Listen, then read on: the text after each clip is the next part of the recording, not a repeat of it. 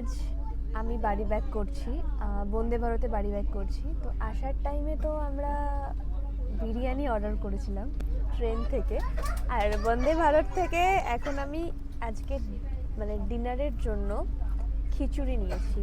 তো first of all তো বন্দে ভারতে প্রথমবার উঠলাম, একটা ফার্স্ট টাইম এক্সপিরিয়েন্স করছি, সাথে ট্রাই করছি বন্দে ভারতের খাবার কেমন হয়।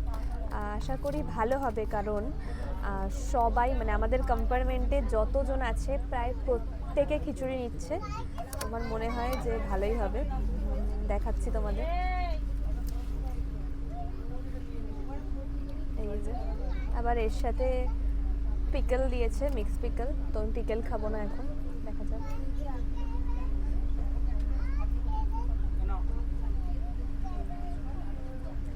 আসলেই মজার খেতে কিন্তু এটা।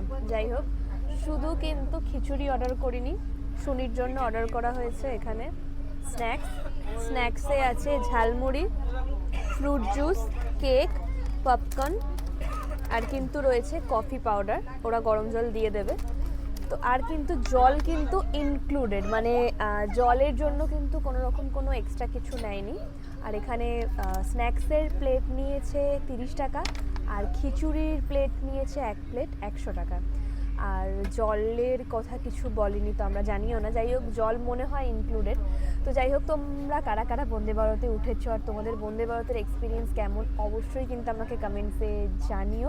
বাট আমার কিন্তু ভীষণ ভালো লেগেছে খিচুড়িটা। তো চলো চট করে খেয়ে নিই, বাড়ি ফেরার টাইমে ডিনারটা কিন্তু খুব ভালো হলো।